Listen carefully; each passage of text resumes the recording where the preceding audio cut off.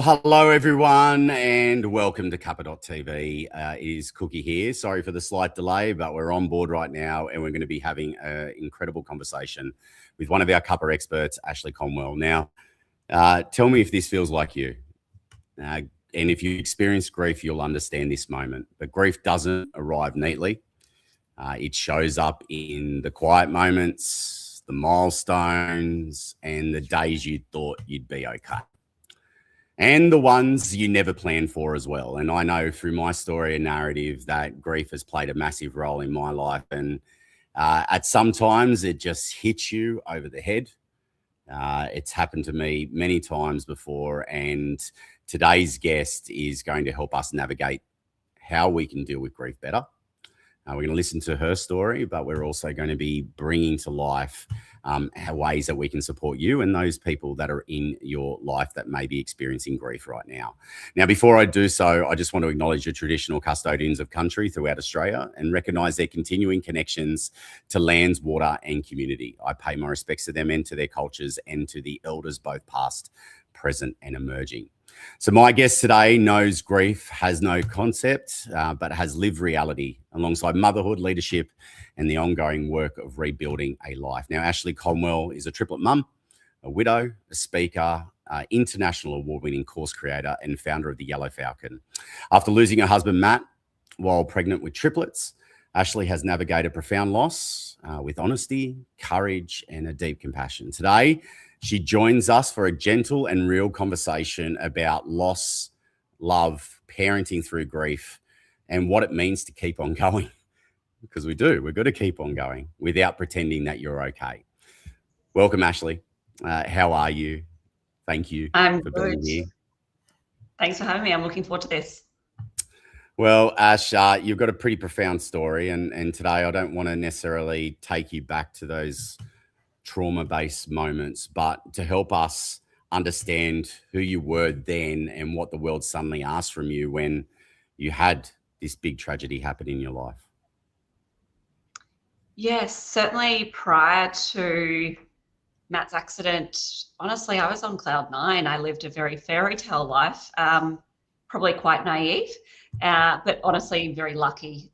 Certainly personal life was fabulous, married to the love of my life.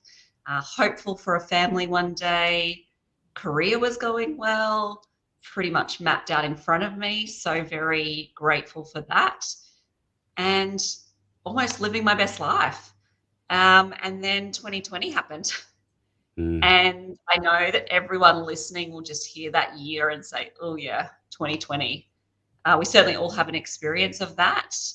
Mine included tragic loss of my father-in-law, my husband, and my granddad within that 12-month period, all of which were very quick. My father-in-law was unwell, so that from diagnosis to loss was 4 weeks.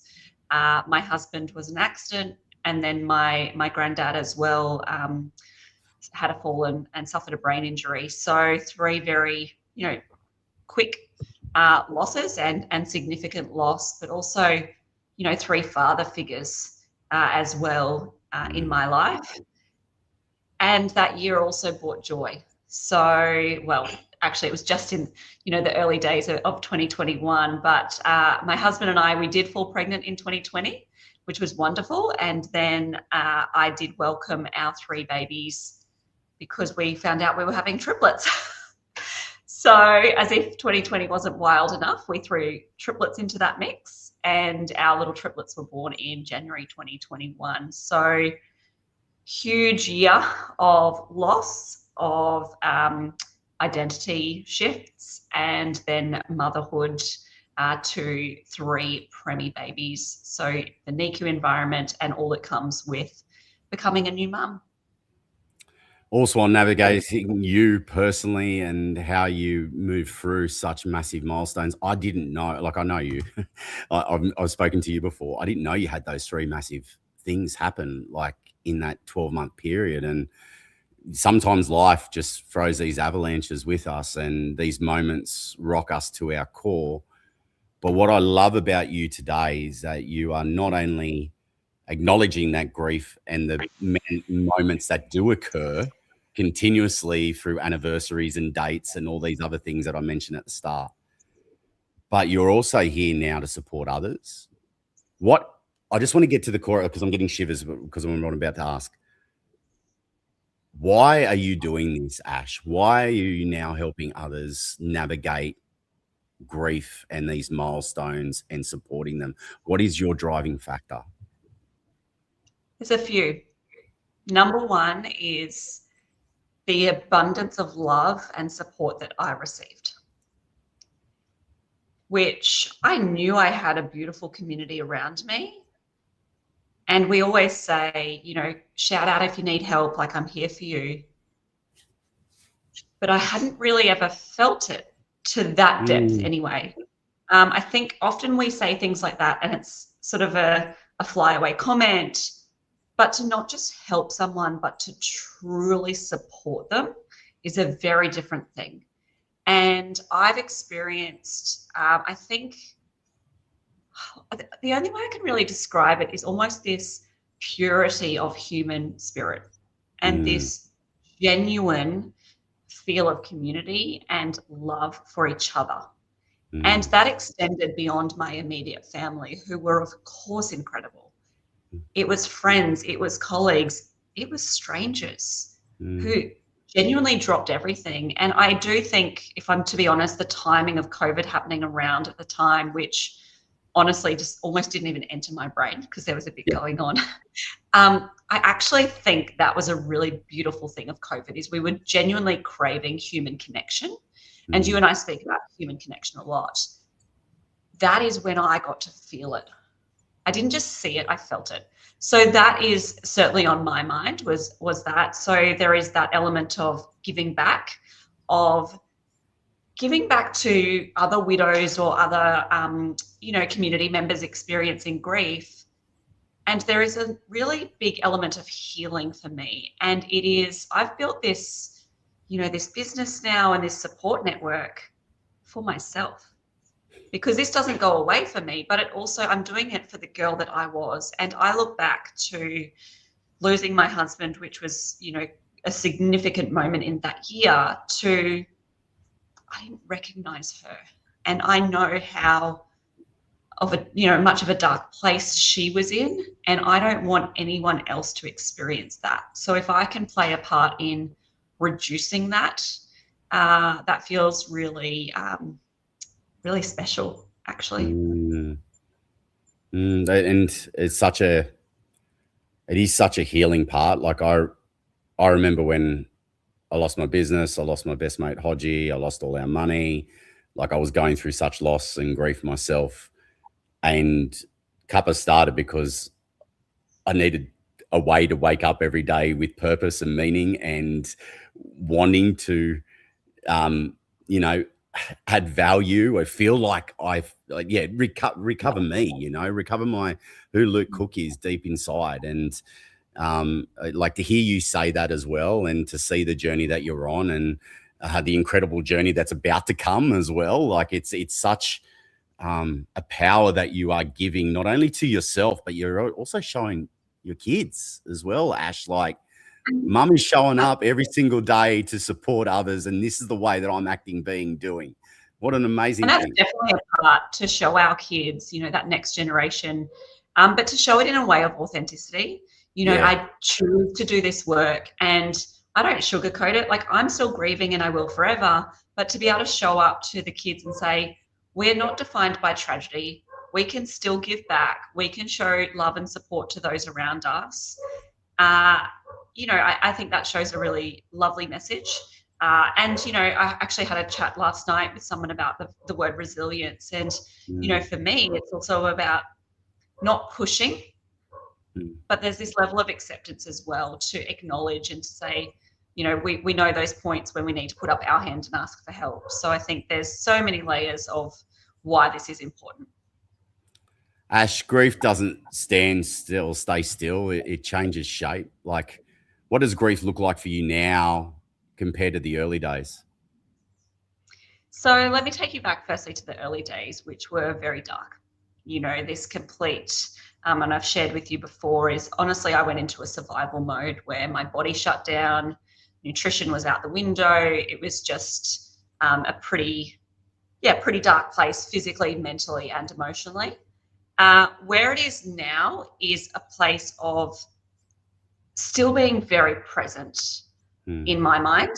The kids and I talk about Matt every single day. We talk about my granddad and their, or my father-in-law and their granddad as well. It for us it's part of our life. It's part of our story, and we get to share memories. We get to relive the magic. And that doesn't mean that it doesn't come without heartache as well. I was actually at the dinner table the other night and I just looked at one of my boys and he gave me this smirk and I just went, oh, that was Daddy. You just looked exactly like Daddy. And that is a classic moment of it being both beautiful and heartbreaking simultaneously. And I think that is exactly what grief is it doesn't leave. You learn to carry it in different ways, and you, I think, get to have the choice of how you show up.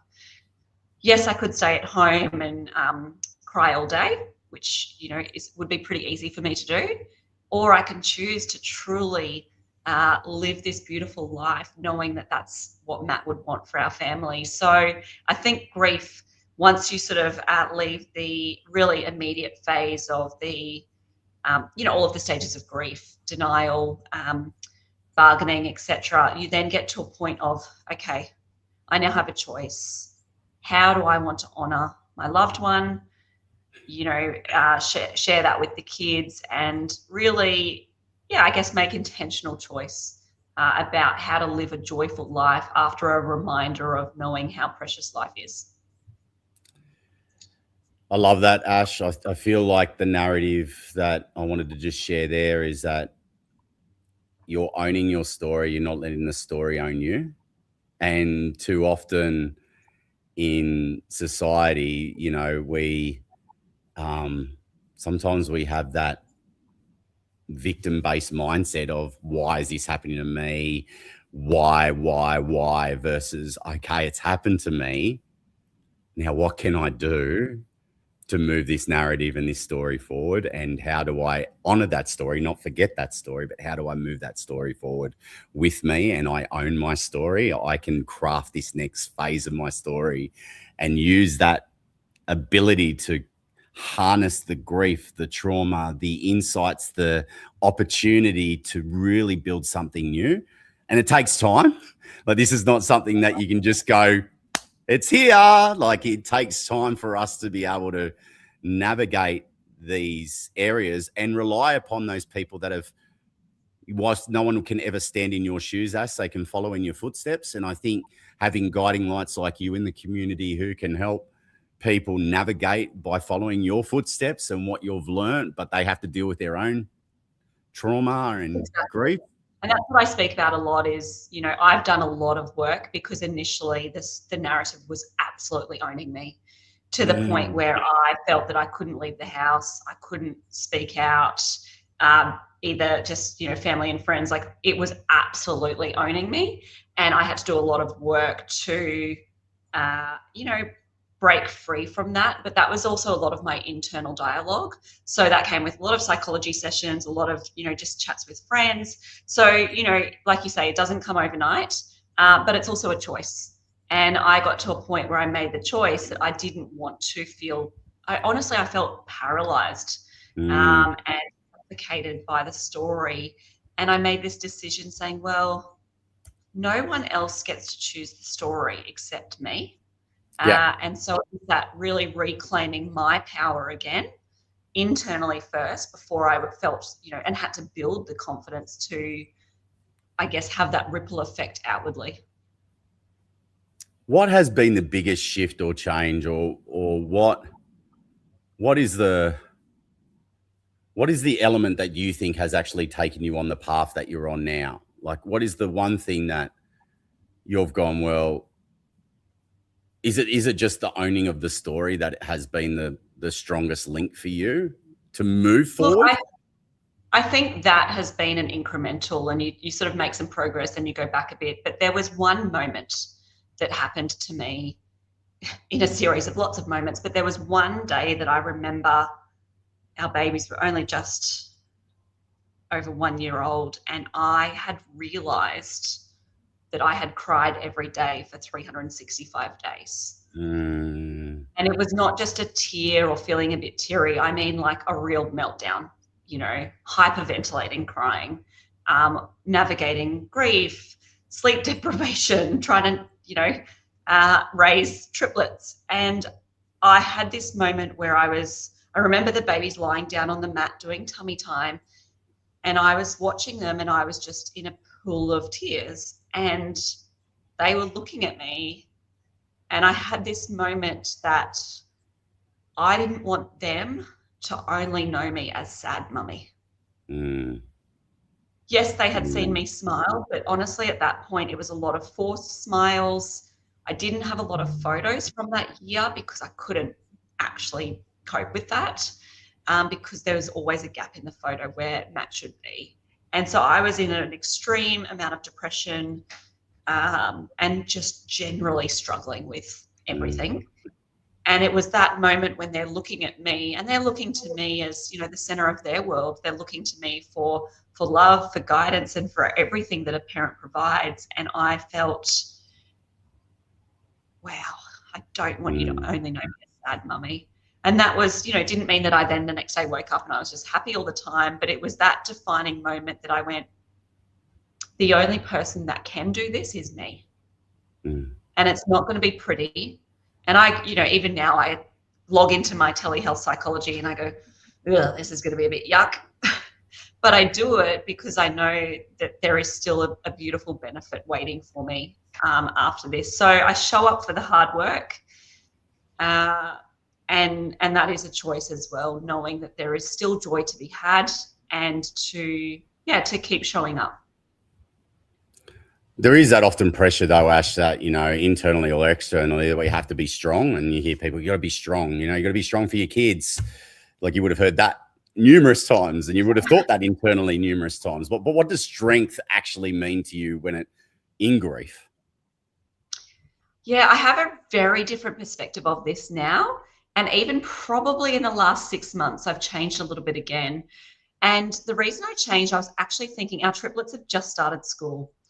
And when they walked in the gate, I was quite relieved that day one was sort of over, because in the lead up to school, there is a lot of pressure to be excited for school, that this is great. And, I think that we put a lot of pressure on kids and even the parents to do the Instagram photos and to show up and be happy, when we're actually going into a new environment. We don't know anyone. And, we're going through all this change, and there's this pressure to be happy. And, that's a great example of showing strength. And look at us. And I went, it's okay that we don't feel strong. So to me, strength is actually not being strong, whether that's physically, mentally, or emotionally, but to just show up as we are. I almost think that's stronger, to show up in an authentic way and say, hey, I'm not feeling great about this, but I'm here anyway, and I'm going to give it a crack. And it doesn't mean that anything except that we're being truly honest with ourselves. And I think that is a lot stronger than pushing through and forging ahead and ignoring what our body, often physically, those physical symptoms showing. How powerful is that? So that's something I'm really trying to lean into now, is strength, is to just show up. And it's okay if I'm having a teary day. That's still strong. There is no level of weakness here. And that's also a message I want our kids to feel. So we walked in that school gate on that morning and went, one of my boys, well, I should say my daughter was like running at the gate. She was ready. One of my boys was a little quiet, but seemed okay. He's like, oh yeah, we just go to school. That's what I'm meant to do now. And the other said he was shy and scared. And I just said, me too. I've never done this before. Let's do it together. So that's how I perceive strength now, very differently to this sort of traditional view of what strength is. What you've just said then, naturally in my gut, I just need to bring this up, but I think the most important thing that you just said then is also the ability to meet people for where they're at. not trying to fix them, not trying to offer advice all the time, but just being alongside them and meeting them, whether it's your kids or whether it's a friend navigating grief, is just meeting them throughout that. Because I'm sure over the period of time, as you were, navigating this, you would have people offering advice and opinions, and sometimes that just adds to the overwhelm because you think you should be doing more than what you. How important is that comment of meeting people where they're at? Absolutely. It is so critical because we feel pressure from society or from even internally, right, to show up a certain way or to be a certain way. How supportive would it be to simply have acknowledgement? I actually went to a parenting workshop last night with Dr. Justin Coulson, and Yes. he was talking about how, and I actually do this with my kids, and I didn't realize that I was doing it, so it was kind of reassuring that I'm doing something right. But he said that, yeah, his daughter was upset about a situation that had happened at school, and he walked up to her and said, "Do you need a hug? Do you want me to sit here? Or do you want me to talk? Or do you want to, share?" And that's, something that I've really tried with our kids. I'm like, what is it that you need right now? Because my instinct, particularly as a mother, is to fix and to solve. Yeah. That's not always my role. They do need to learn their own resilience as well. It's not up to me to fix the problem. It's my role to guide them and to be there to support them. And sometimes you'll get yep, I want to talk about it and unload. And this is the same with adults. Yeah. Sometimes you just want to know someone just with you. You don't need their opinions or advice because you've got enough noise going on. And so through my journey, I certainly had people who were very good at that, saying, well, what does help actually look like for you? I still had lots of advice and lots of, unsolicited advice at times. And look, I know it's from a loving place, so I'm certainly grateful. And yeah, it's a lot. So I think, if anyone listening to this today, hopefully we can all practice that. And it's certainly a work in progress. But I think that's a really great reminder, is to just, ask or have the opportunity for that person to share what they actually need. You spoke about identity at the start, where you had this. Well, obviously you had an identity before all the tragedy happened, and then you now had to master your new identity as a parent, as a woman, as a mother, as a business owner now, as a human just trying to bloody survive in this world that we're in right now as well. Like that identity challenge and shift, to let go of that identity and to create a new one. Or if I got that wrong and it's not actually, it's just an evolution of your current identity that has evolved into a different sphere. Like how's your identity moved and shaped and to be who you are now and be accepting of who you are now versus who you were previously? I think it's a mixture of that, to be honest with you. There's a lot of elements of letting go. And that was a very painful process because, like I shared at the beginning, I was living the fairy tale. Everything was, through these rose-colored glasses. So to have to let go of that person was another loss and another grief. And I knew that old Ash was still with Matt in a way. So, she won't come back. And I miss her. I miss her a lot because I look back to photos of that Ash and I don't see that girl anymore. And I've had to remind myself that the Ash now is just as beautiful and in a different way. And there is, the evolution of Ash to come that will be beautiful too. And so, the kids have played a big part in that, in showing me that I am loved, I am worthy, and all of those, doubts that I had. But letting go doesn't mean that you don't miss that identity or you don't, wish that was still here. I think that will always be a work in progress, to be honest. And there, like I said, there's still a lot of beauty to come. So I think that in letting go, I'm opening myself up too, and I'm creating space for a new Ash. So it's a mixture of, yeah, letting go, but also there's still evolution. Like I'm still me. Deep down, I see glimpses. And that's a part of the reason why I called my business Yellow Falcon, because falcon, as much as people think, oh, well, it's the bird and it's this strong and powerful, majestic bird, it is my maiden name and my married name combined.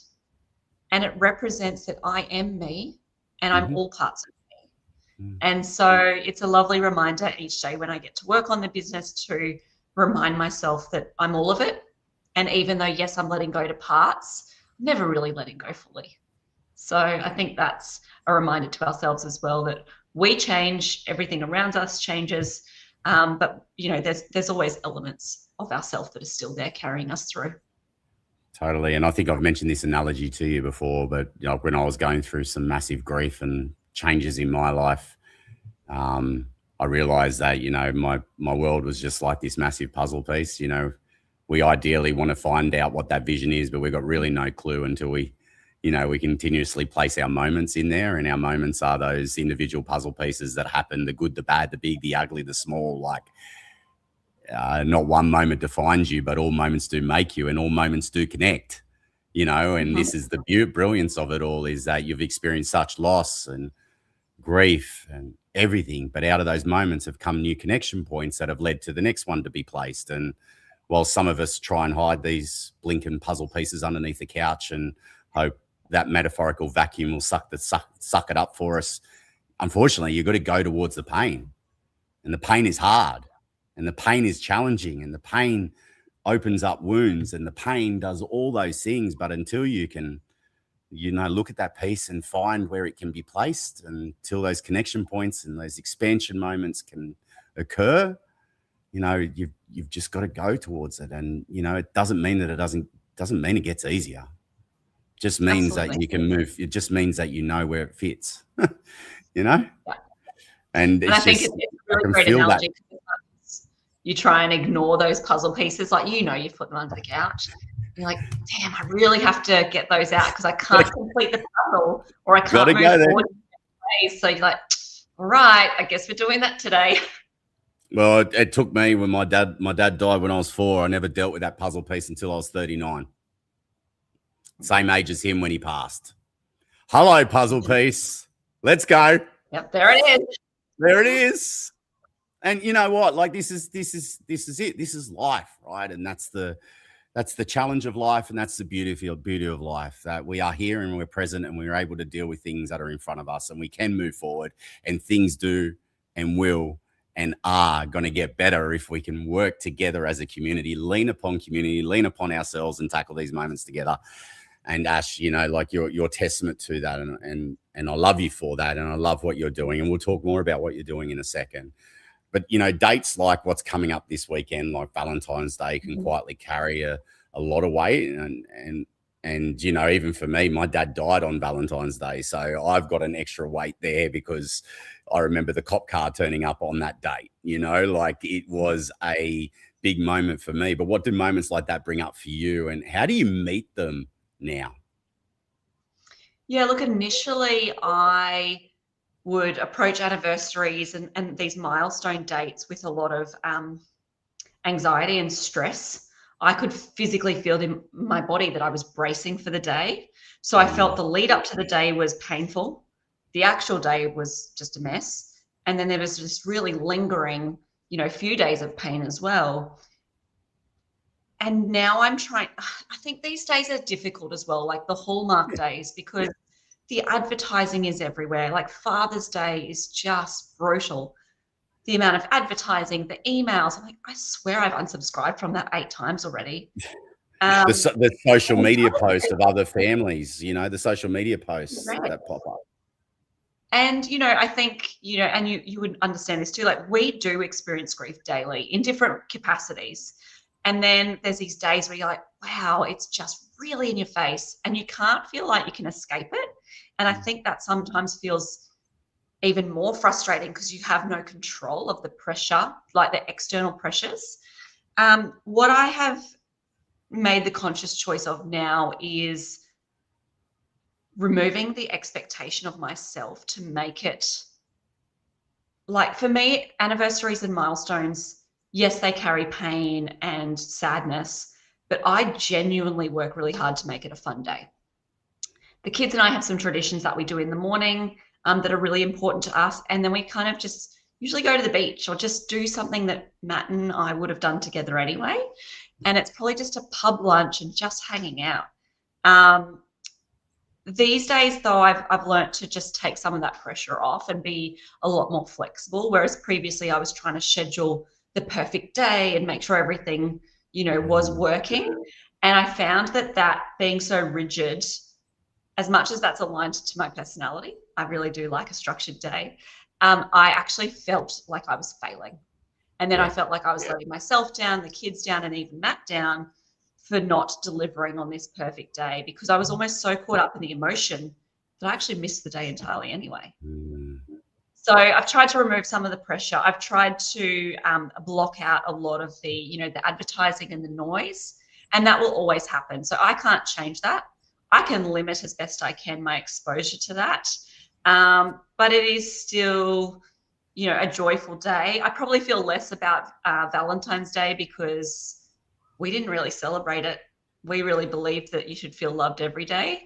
So I'm sort of thankful that tomorrow probably isn't as big of a day as it could have been for us. But like I said, we'll still do some fun things together, acknowledge the day. And, now I just get to tell our 3 little kids how loved they are, and redirect the love. But I think, it's finding, I've said to a few people, it's finding what works for you. For some people, that means having a day at home where you just sort of ignore the day. And for others like myself, it's leaning into, and it's an opportunity to share memories and feel some magic again. Love that. Before we get into some final things with you today, for someone that may be watching today who's feeling like they're barely functioning, like what feels genuinely supportive and what does it to that person who's watching? Look, I think that's probably a great question for, to ask that person, because it would be remiss of me, I think, to say, well, this would be helpful right now, because maybe it's not. So it's probably that question of, is it the hug? Is it just someone sitting there with you in silence, or is it a conversation? That can be hard though, because I remember people asking me that, and my response was, I don't know.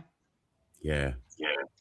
And then I felt overwhelmed, like, why don't I know the answer to a very simple question? So the only thing I would say is, I don't know is a full sentence. And that's totally fine.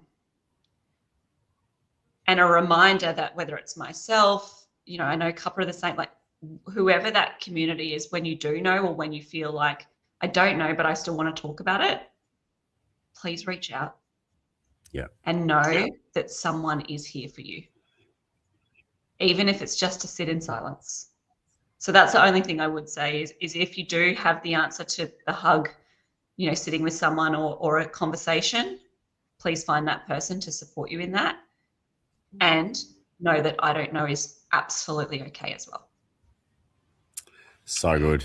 I just remember during those times, for me, navigating grief is, sometimes we think that the avalanche is just too overwhelming for us to even tackle, but it's just that, it's that next one moment, that next cup of tea you pour for yourself, or the one conversation, or the one interaction that can actually really hold that space for you. And that's enough as well. Like it doesn't need to be I just want to add to that as well, that if it's not you, and if you know someone else who you're witnessing might be a bit off at the moment, ask. Often we speak about this Are You Okay Day, and that's one day of the year.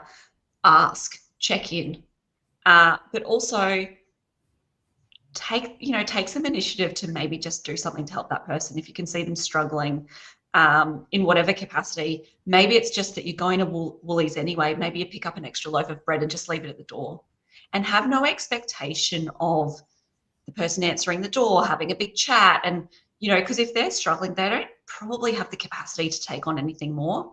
But maybe a loaf of bread at the door would just be really helpful to do, the school lunches next week. Or, if you're making up a batch of spaghetti bolognese, what's one more portion? Yeah. You know, and just sort of maybe, you know, the invitation to take action. A conversation is helpful, but sometimes we just need, you know, an extra meal to just take some pressure off. So if you're in a position to do that, I would encourage that as well. Or if you're not in a position to do that, you know, just support where you can would be probably what I would say as well. So I think it's two-way. It's not putting the pressure on someone to respond, but also proactively showing that encouragement as well. Yeah, I've always loved whenever I was in that moment of, you know, total overwhelm where I didn't know like what I wanted, like just having people give me 3 suggestions to even narrow down that solution. Like, Luke, I can help you do this. We can go for a walk. Like, which one would you like? That actually helped versus the open-ended question of how can I help? That was so freaking tough to navigate. I don't know. I don't know how you can help. Like, take it away. You can't. Like, you can't. I say that to you all the time. You often ask me, how can you help? And I'm like, I don't know. And then just before our call, you said, okay, well, what if I do this? I'm like, amazing. Thank you. Yes. Huge help. It's so true though. Like I did it to you before. I had the open-ended bloody question, and I know how much stuff you're navigating at the moment, which is a lot of it's all positive and stuff. And I just went, oh, how can I help? It's like open-ended question, Cookie. We all do it, right? But you know, like it is a beautiful one. You know, how can I help? Okay, here's 3 things. Which one's going to be best serving you right now? You know, like it's just it's an easy way to do it. As you are working on some beautiful things at the moment, you got things ready to go for people. Like, what are some of the things that you're supporting other people that are navigating this phase of their life, the grief phase of their life?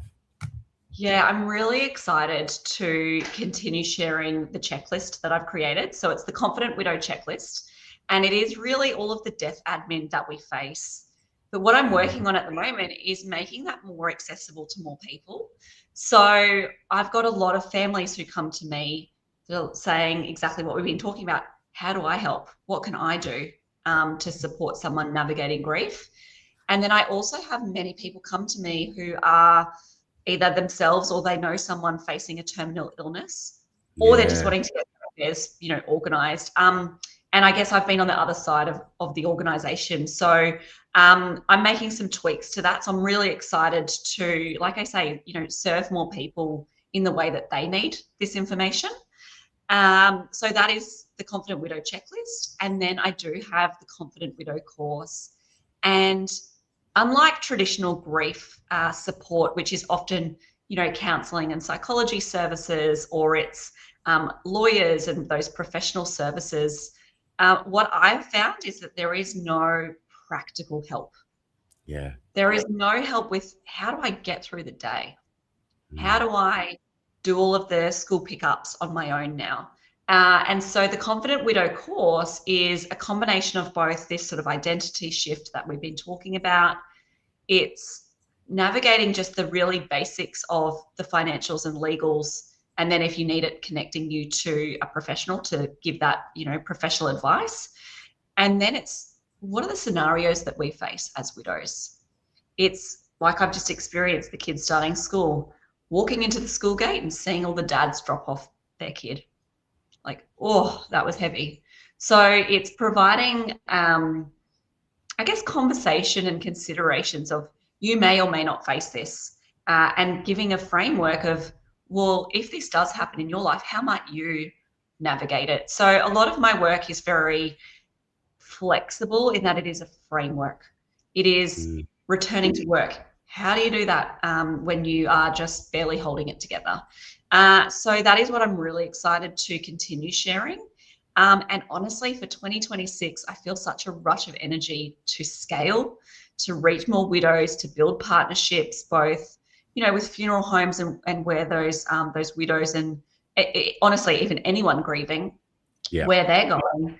But also corporate partnerships and having conversations with them about supporting their employees during times of loss.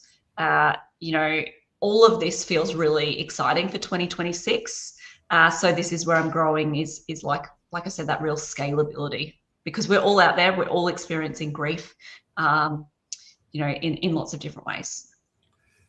And I think the way that I'm hearing a lot more is the ability to say that I see you, I feel you, and I've been there.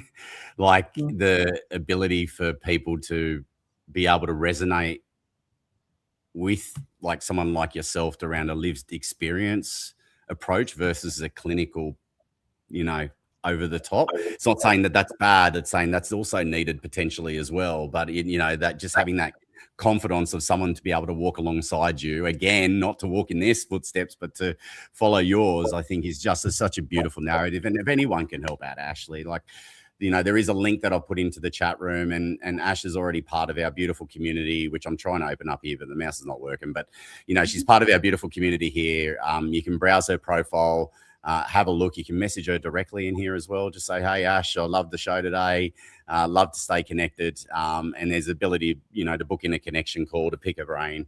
And this is obviously our website at Cuppa, but even if you message through here, Ash can take you through the journey on her site and get involved in any way, shape or form. And again, if you've got a door opener for Ash to be able to expand this message far and wide to help other people that are potentially navigating a really tough moment in their life, especially widows out there. I know my mum would have loved to have you by her side, Ash, just feeling that myself right now, bringing up a young kid at the age of 4 to have that opportunity to reach out. And I just felt that then, because I know how much struggle she's gone through and held that in her body for years and years and years and years.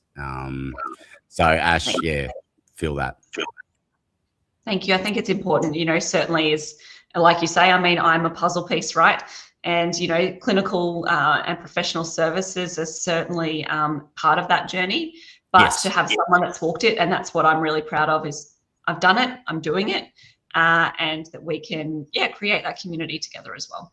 And you can too, it's there are people sitting there and you can too. So Ash, it's been beautiful to have you on today. Any parting words for the audience before we say goodbye?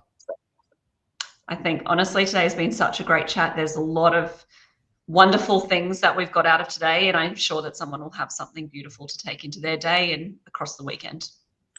And again, everyone, this episode will be live pretty much almost straight away across all platforms. So please make sure that if you want to share this with others, do so, because there may be an episode that not only will support someone, but could even save a life today because they feel heard, seen, and something that they can navigate through. So please do share this far and wide.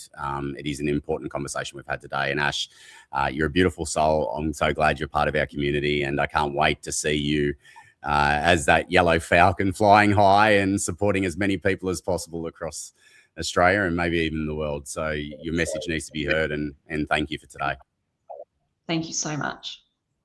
Thank you everyone for being a part of Cuppa. We really want to bridge human connection, make people feel like they are being seen, heard in whatever way, shapes or forms, or things that they may be navigating. This community is a community that's been built over 6 years.